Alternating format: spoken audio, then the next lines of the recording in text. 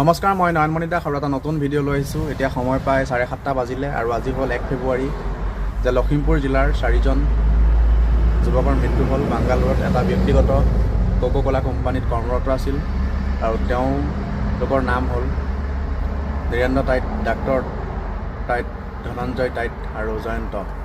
সেই 4জন যুৱকৰ মৃত্যু হ'ল। একেটা ৰুমতে একেলগে ভাত খাই শুই আছিল আৰু তেওঁলোকৰ সেইটো ৰুমতেই মৃত্যু হ'ল। অৰ্থাৎ তেওঁলোকৰ মৃত্যু হোৱা আমি দেখিব পালোঁ আৰু সামাজিক মাধ্যমত খুবেই চৰ্চাৰ বিষয় হৈ পৰিছে আৰু সমগ্ৰ ৰাজ্যবাসী শোকত ভাগি পৰিছে। 2026 চনৰ 31 জানুৱাৰী তাৰিখে তেওঁলোকৰ মৃত্যু হৈছিল আৰু তেখেতসকলৰ পৰিয়াললৈ আমাৰ চেনেলৰ তৰফৰ পৰা গভীৰ সমবেদনা জ্ঞাপন কৰা হ'ল। অসম চৰকাৰৰ মাননীয় মুখ্যমন্ত্ৰী হিমন্ত বিশ্ব শৰ্মা ডাঙৰীয়া আৰু অসম আৰক্ষী সঞ্চালক প্ৰধান হৰমিত সিং ডাঙৰীয়া, প্ৰকৃততে বাংগালোৰত কি হৈছিল, অৰ্থাৎ তেওঁলোকৰ কিহৰ কাৰণে মৃত্যু হ'ল, কি ভুলৰ কাৰণে তেওঁলোকৰ মৃত্যু হ'ল, কিহৰ কাৰণে তেওঁলোকৰ মৃত্যু হ'ল, এই সম্পূৰ্ণ তথ্য অৰ্থাৎ এই সম্পূৰ্ণ বিষয়টো অতি গুৰুত্ব সহকাৰে চাব লাগে আৰু ইয়াৰ ওপৰত এক বিশেষ ব্যৱস্থা গ্ৰহণ কৰিব লাগে আৰু CBI তদন্ত ঘোষণা কৰিব লাগে আৰু দোষীক কৰায়ত্ব কৰিব লাগে আৰু দোষীয়ে কঠোৰতকৈ কঠোৰতম শাস্তি পাব লাগে। কাৰণ সেই 4জন যুৱকে নহয়, ময়ো বাহিৰত কৰ্মৰত হিচাপে কাম কৰি আছোঁ।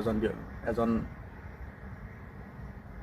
নিবনুৱা হিচাপে মই কাম কৰি আছোঁ। কৰ্মৰ সন্ধানত ওলাই আহি মই কাম কৰি আছোঁ। মোৰ দৰে তেওঁলোকো কিছুমান আশা, কিছুমান সপোন লৈ ওলাই গৈছিল বাহিৰলৈ, নিজৰ ঘৰখনৰ কাৰণে, নিজৰ মা দেউতাৰ কাৰণে, নিজৰ ঘৰখনৰ সপোন পূৰণ কৰিবলৈ তেওঁলোক বাহিৰলৈ ওলাই গৈছিল। কিন্তু তেওঁলোকৰ মৃত্যুত অতি দুখ পাইছোঁ। তেওঁলোকৰ মৃত্যুত যেনেকৈ মাক দেউতাকে দুখ পোৱা কৰিছে, কালি যদি মোৰো যদি তেনেকৈ মৃত্যু হ'লহেঁতেন, মোৰ মা দেউতাৰ অৱস্থা কি হ'লহেঁতেন। কিন্তু তেনেকুৱা খবৰে আমাক অতি মনত আঘাত দিয়ে।